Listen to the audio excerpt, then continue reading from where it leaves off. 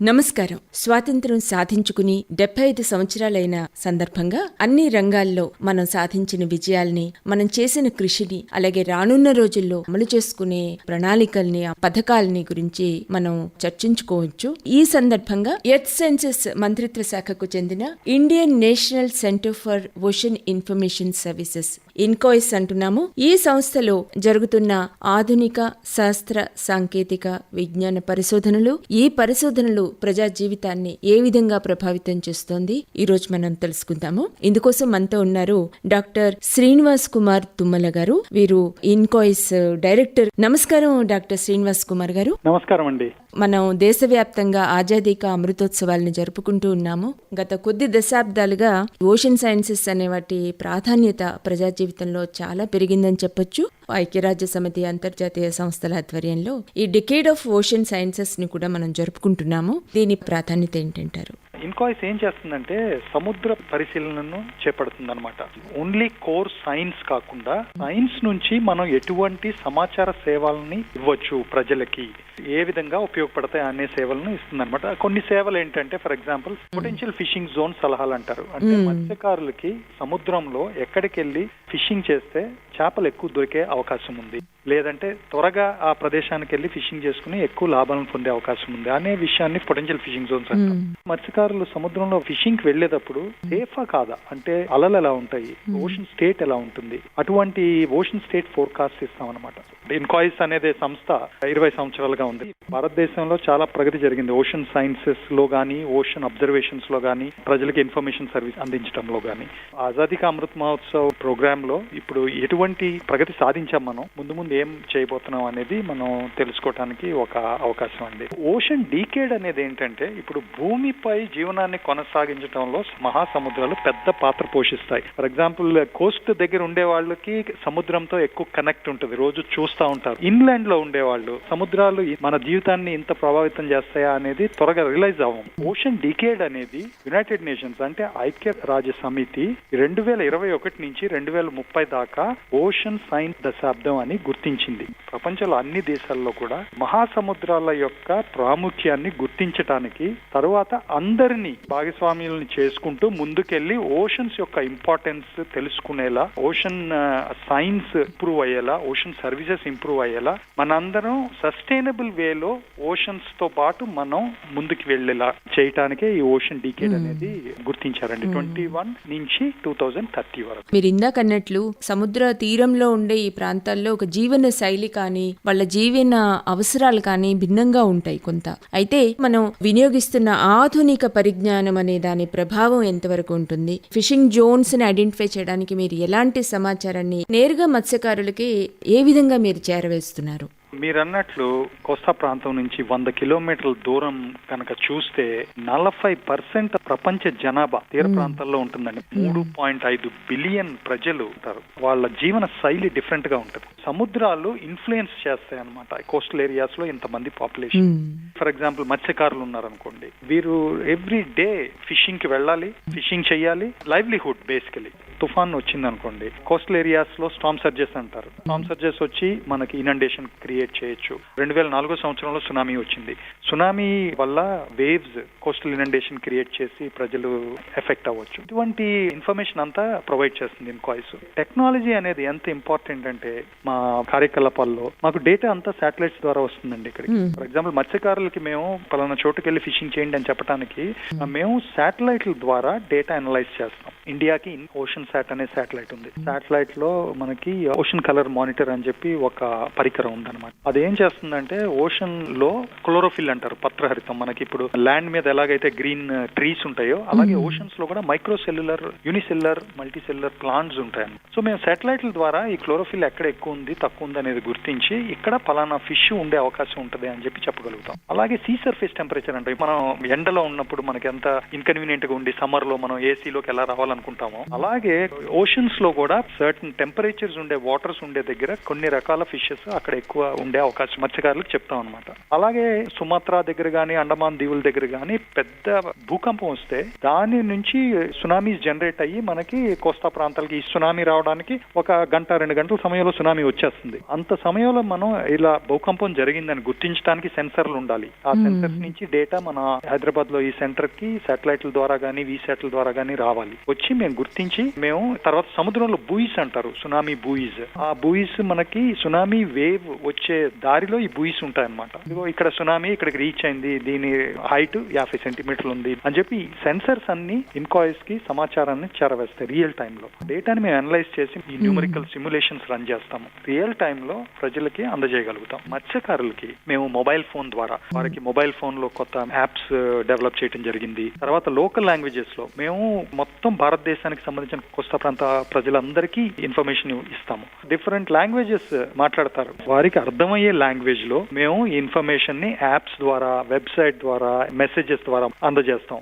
కొన్ని చోట్ల మేము ఎలక్ట్రానిక్ డిస్ప్లే బోర్డ్ మన టీవీలా ఉంటాయి, కానీ అది ఇన్కాయిస్ కనెక్ట్ అయి ఉంటాయి. ఆ యంత్రాల ద్వారా మేము ఇక్కడి నుంచి డేటా మా దగ్గర రెడీ అవ్వగానే వాటిల్లో మేము అప్డేట్ చేస్తూ జరుగుతుంది. ఎలక్ట్రానిక్ డిస్ప్లే సిస్టమ్స్ అంటాం. ఈ మత్స్యకారులకి మీరిచ్చిన సమాచారాన్ని వాళ్ళు తెలుసుకుని ఆ ప్రదేశానికి వెళ్లే వరకు ఆ పరిస్థితులు కొనసాగుతాయా? దీనికి సంబంధించిన అదనపు సమాచారం ఏమైనా మీరు వాళ్ళకి ఇవ్వడానికి సాధ్యమవుతుందా? పొటెన్షియల్ ఫిషింగ్ జోన్ కి సంబంధించింది అంత డైనమిక్ గా చేంజ్ అయ్యే ఇన్ఫర్మేషన్, అంటే కొన్ని గంటల వ్యవధిలో చేంజ్ అయ్యే ఇన్ఫర్మేషన్ కాదు. ఎవ్రీ డే మేము ఇచ్చే ఇన్ఫర్మేషన్ ఒకసారి ఇచ్చి ఒక రోజులో ఒకసారి ఇవ్వడం జరుగుతుంది. డైనమిక్ ఇన్ఫర్మేషన్ కొన్ని గంటల్లో చేంజ్ అయ్యేది కాదు. మేము ఇచ్చిన ఇన్ఫర్మేషన్ ఒక రోజన్నా వాళ్ళకి ఉపయోగపడేటట్టు ఇన్ఫర్మేషన్ ఇస్తాం. హెచ్చరికల్ని ఎంత గ్యాప్ తో మనం ప్రజలకి ఇవ్వగలుగుతాము? అప్పట్లో ఇండియన్ ఓషన్ లో ఉండే 28 రిమ్ కంట్రీస్ లో ఎక్కడ కూడా సునామీ వార్నింగ్ సిస్టమ్ అనేది లేదు. ఆ సునామీ జరిగిన తర్వాత భారత ప్రభుత్వం ఇది చాలా ఇంపార్టెంట్ అని గుర్తించి ministry of earth sciences take up చేసి ఇన్కాయిస్ లో ఈ సెంటర్ లో సునామీ వార్నింగ్ సెంటర్ పెట్టడం జరిగిందండి. మేము ఇక్కడ నుంచి సునామీ వార్నింగ్స్ ఇండియాకే కాకుండా ఇండియన్ ఓషన్ తీర ప్రాంతాల్లో ఉండే 25 దేశాలకు కూడా మనం ఇన్ఫర్మేషన్ ఇవ్వడం జరుగుతుంది. ఇప్పుడు మనకి ఎర్త్ క్వేక్ వచ్చిన తర్వాత కేవలం 10 నిమిషాల్లో మనం ఇక్కడ ఎర్త్ క్వేక్ జరిగిందని గుర్తించగలుగుతున్నాం.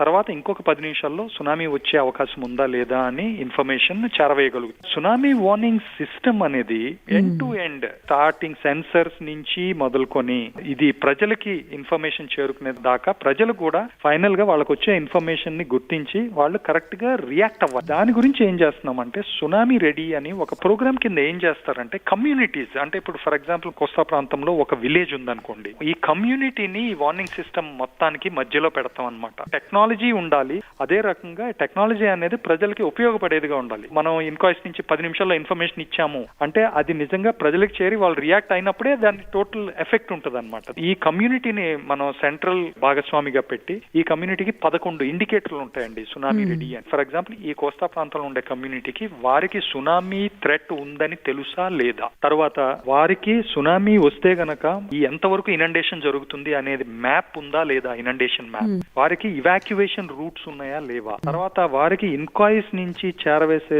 టెక్నికల్ వార్నింగ్స్ వారి విలేజ్ లో ఆ ఇన్ఫర్మేషన్ రిసీవ్ చేసుకునే కేపబిలిటీ ఉందా లేదా, సైరన్స్ ఉన్నాయా లేవా, తర్వాత వారికి స్కూల్లో పిల్లలకి దీని గురించి అవగాహన ఉందా లేదా. డ్రిల్స్ పెడతారండి ప్రతి సంవత్సరం ఈ కమ్యూనిటీలో మాక్ డ్రిల్స్ జరుగుతున్నాయా లేదా. సో అలా 11 ఇండికేటర్స్ ఉన్నాయి. ఆ 11 ఇండికేటర్స్ కనుక మీట్ అయితే వీరు ఈ కమ్యూనిటీలో ఆ కమ్యూనిటీని సునామీ రెడీ, అంటే సునామీ ప్రూఫ్ కాదు, సునామీ రాదని కాదు, సునామీ వస్తుంది కానీ మనం ఎదుర్కోవడానికి సిద్ధంగా ఉన్నాము. దేశంలో ఎన్ని ప్రాంతాల్లో ఈ ఇనండేషన్ మ్యాప్స్ చేశామంటారు? సునామీ వార్నింగ్ సిస్టమ్ ఎస్టాబ్లిష్ చేయాలంటే దానికి 3 స్టెప్స్ ఉంటాయండి. ఒకటి హజర్డ్ అసెస్మెంట్, భారతదేశానికి ఈ పర్టికులర్ విపత్తు నుంచి హజర్డ్ ఉందా లేదా. ఫర్ ఎగ్జాంపుల్ తుఫాను వల్ల మనకి విపత్తు ఉంది, అలాగే సునామీస్ వల్ల ఉంది. సో ఆ హజర్డ్ అసెస్మెంట్ చేయాలి. తర్వాత హజర్డ్ ఉందని తెలిసిన తర్వాత దాన్ని మనం డిటెక్ట్ చేయటం, అంటే దానికి కావాల్సిన యంత్ర పరికరాలన్నీ అమర్చుకొని దాన్ని డిటెక్ట్ చేసి ఆ ఇన్ఫర్మేషన్ ని ప్రజలకి చేరవేయటం. మూడోది awareness and response. Down stream లో ప్రజలకి తెలుసా ఇది, వారు రెస్పాన్స్ చేయగలుగుతున్నారా ఈ వార్నింగ్స్ నుంచి అని. మీరు అడిగిన ఇనండేషన్ మ్యాప్స్ అనేది ఫస్ట్ ఉంది చూసారా, హ్యాజర్డ్ అసెస్మెంట్ అంటే మనకి హ్యాజర్డ్ ఉంది అని తెలుసుకున్న తర్వాత ఆ హ్యాజర్డ్ వల్ల సునామీ మనకి సుమాత్రాలో జరిగే పెద్ద భూకంపాల వల్ల ఆంధ్రప్రదేశ్ లో ఫర్ ఎగ్జాంపుల్ హ్యాజర్డ్ ఉందని తెలిసింది అనుకోండి మనకి, అది ఎంత పెద్ద ఎర్త్ క్వేక్ వచ్చే అవకాశం ఉంది, తర్వాత ఆ ఎర్త్ క్వేక్ వల్ల ఎంత పెద్ద సునామీ వచ్చే అవకాశం ఉంది, మనం అదంతా కంప్యూటర్ సిమ్యులేషన్స్ ద్వారా తెలుసుకోవచ్చు. మొత్తం భారతదేశానికి ఇనండేషన్ మ్యాపింగ్ చేయడం జరిగింది. కాకపోతే ఇట్స్ని అప్డేట్ చేయడం కూడా జరుగుతుంది. అంచనా వేసిన డేటాని ప్రజల దగ్గరికి తీసుకువెళ్లి వాళ్ళని హెచ్చరించే సకాలంలో వారిని ఒక సురక్షితమైన పరిస్థితుల్లో ఉంచే ప్రాసెస్ లో మీరు ఎదుర్కొనే ప్రధానమైన సవాళ్లు ఏమిటంటారు? రీసెర్చ్ అనేది ఫస్ట్ ఆఫ్ ఆల్ ఇప్పుడు భూమి మీద రీసెర్చ్ చేసేది అనేది మనం కంపేర్ చేస్తే సముద్రాల్లో రీసెర్చ్ చేసేది టోటలీ డిఫరెంట్ థింగ్స్ అన్నమాట. మనకి భూమి మీద యాక్సెస్ ఈజీ, సముద్రాలకు ఏంటంటే యాక్సెస్ మీరు వెళ్ళి రీసెర్చ్ చేయాలంటే సముద్రాల్లో షిప్ తో వెళ్ళాలి. ఇప్పుడు మారింది, చాలా డెవలప్మెంట్స్ జరిగినాయి, సముద్రాల్లో కూడా రిమోట్ ఇన్స్ట్రుమెంట్స్ యూజ్ చేయొచ్చు. కాకపోతే యాక్సెస్ అనేది సముద్రాల్లో ఒక పెద్ద ఛాలెంజ్. సో మనకి షిప్ ఉండాలి, షిప్లు తీసుకుని వెళ్ళాలి. తర్వాత సముద్రాల గురించి చదివే సైంటిఫిక్ కమ్యూనిటీ కూడా చాలా తక్కువ. మనం జియో సైన్స్ మీద వర్క్ చేసే సైంటిఫిక్ కమ్యూనిటీతో పోల్చుకుని చూస్తే ఓషన్ సైన్స్ కమ్యూనిటీ అనేది చాలా చిన్న కమ్యూనిటీ అన్నమాట. అది ఒక ఛాలెంజ్. మనకి ఇక్కడ జరిగిన ఇంపాక్ట్, ఇక్కడ జరిగే ప్రాసెసెస్ ఉన్నాయో అది వేరే చోట దానికి కాజెస్ ఉంటాయి అన్నమాట. చిన్న ఎగ్జాంపుల్, వేవ్స్ అంటాం. ఇక్కడ రెండు రకాల వేవ్స్ ఉంటాయి. ఒకటి విండ్ వేవ్స్ అంటాం అన్నమాట. విండ్ వేవ్స్ అనేది ఇక్కడ వచ్చిన వీచే గాలుల వల్ల వచ్చే వేవ్స్. కొన్ని స్వెల్ వేవ్స్ అంటారు, స్వెల్ సర్జెస్ అంటారు. అంటే ఎక్కడో సదర్న్ ఓషన్ లో అంటార్క్టికా దగ్గర వీచే గాలుల వల్ల వచ్చేది స్వెల్ వేవ్స్ అంటారు. నేనేం చెప్తున్నానంటే ఛాలెంజెస్ ఎక్కడో జరిగే పరిణామాలను బట్టి ఇక్కడ మనకి ఇంపాక్ట్ ఉంటుంది అనమాట. దానివల్ల ఏంటంటే ఏదో మన భారతదేశం ఇక్కడ ఉంది కాబట్టి మన సముద్రాలని మనం స్టడీ చేద్దాము అనేది అలా ఉండదు. మొత్తం రీజనల్ కోఆపరేషన్, గ్లోబల్ కోఆపరేషన్ అనేది అన్ని ప్రపంచ దేశాలతో, రీజనల్ దేశాలతోనూ కలిసి పనిచేసే ఒక ప్రక్రియ అనమాట. అయితే వచ్చే 25 ఏళ్లలో భారతదేశం చాలా రంగాలలో ఎన్నో అభివృద్ధి పథాలని చూడాలని ఉవ్విళ్ళూరుతున్న ప్రస్తుత తరుణంలో మనకి ఇన్కాయిస్ పరంగా కానీ, సముద్ర విజ్ఞానానికి పరంగా కానీ మనం ఎక్కడ ఉండబోతున్నాం 25 ఏళ్ల తర్వాత?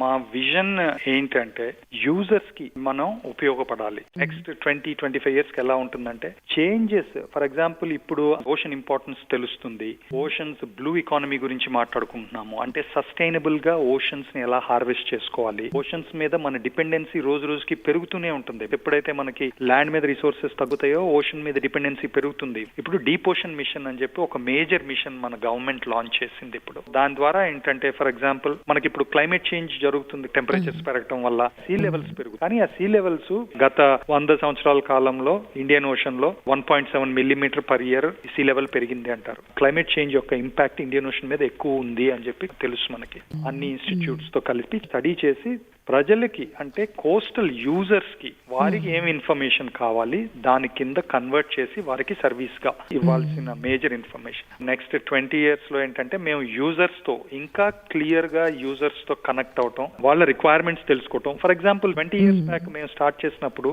ఈ పొటెన్షియల్ ఫిషింగ్ జోన్ అడ్వైజరీస్ అనేది జనరల్ అడ్వైజరీస్ ఇచ్చేవాళ్ళం. తర్వాత మత్స్యకారుల నుంచి మాకు వచ్చిన డిమాండ్ ఏంటంటే మీరు జనరల్ గా చేపల గురించి చెప్తున్నారు కానీ మాకు ట్యూనా చాలా వాల్యుబుల్ ఫిష్, దానికి మేము ఫిషింగ్ చేయాలి, మీరు మాకు ట్యూనా ఎక్కడ దొరుకుతుందో చెప్పగలరా అనే డిమాండ్ వచ్చింది. సో దానికి మేము కావాల్సిన రీసెర్చ్ చేసి ట్యూనా ఫిషింగ్ అడ్వైజరీస్ రిలీజ్ చేయడం జరిగింది. యూజర్స్ కి సంబంధించిన ఇష్యూ తీసుకోవటం, దాని మీద రీసెర్చ్ చేయటం, చేపించడం, ప్రమోట్ చేయటం, స్టూడెంట్స్ తో వర్క్ చేస్తాము, యూనివర్సిటీస్ తో వర్క్ చేస్తాము. దానికి కావాల్సిన అబ్జర్వేషన్ సిస్టమ్స్ పెట్టడం, దానికి కావాల్సిన మోడలింగ్ సిస్టమ్స్ పెట్టడం, వారికి ఆ సర్వీస్ ప్రొవైడ్ చేయటం. తర్వాత ఇదివరకు మేము ఫోర్కాస్ట్ 2 డే ఫోర్కాస్ట్ ఇవ్వగలిగేవాళ్ళం. ఇప్పుడు 5 డే ఫోర్కాస్ట్ దాన్ని 10 డేస్ ఫోర్కాస్ట్ కింద కన్వర్ట్ చేయగలమా? ఓషన్ లో ఉండే కండిషన్స్ ని బట్టి, వేవ్ హైట్ ని బట్టి, కరెంట్స్ ని బట్టి ఇంకా ఆప్టిమైజ్ రూట్స్ ఇవ్వచ్చు అనమాట షిప్పింగ్ కి. సో ఈ బ్లూ ఎకానమీ ఏంటంటే ఓషన్స్ మీద మన డిపెండెన్సీ పెరుగుతుంది, సస్టైనబుల్ గా ఓషన్స్ ని డెవలప్ చేయాలి అంటే ఇన్ఫర్మేషన్ కావాలి మనకి. సో చాలా ఇండస్ట్రీస్ తో మనం వర్క్ చేయటం, వారికి కావాల్సిన సైన్స్ చేయటం, వారికి కావాల్సిన ఇన్ఫర్మేషన్ జనరేట్ చేసి ఇవ్వటం. నెక్స్ట్ ఫ్యూ ఇయర్స్ లో ఇన్కాయిస్ మిషన్ చేయబోతున్న పనులు. అవునండి. సాధారణంగా మనం తెలుసుకోవడానికి అవకాశం లేని చాలా విషయాల గురించి చాలా క్లుప్తంగా వివరంగా మా శ్రోతలకి అందజేశారు. ధన్యవాదాలు. రాబోయే 25 సంవత్సరాల్లో ప్రధానంగా ఇన్కాయిస్ చేపట్టబోయే పరిశోధనలు, వాటి మార్గం ఎలా ఉంటుంది, ఆ పరిశోధనల తీరుతెన్నులు ఎలా ఉంటాయి అన్నది మనకి డాక్టర్ శ్రీనివాస్ కుమార్ గారు చాలా చక్కగా వివరించారు. ధన్యవాదాలు sir. Thank you very much అండి. మరొక రోజు మరో అంశంతో మేము ముందుకు వస్తాము. అంతవరకు సెలవు. నమస్కారం.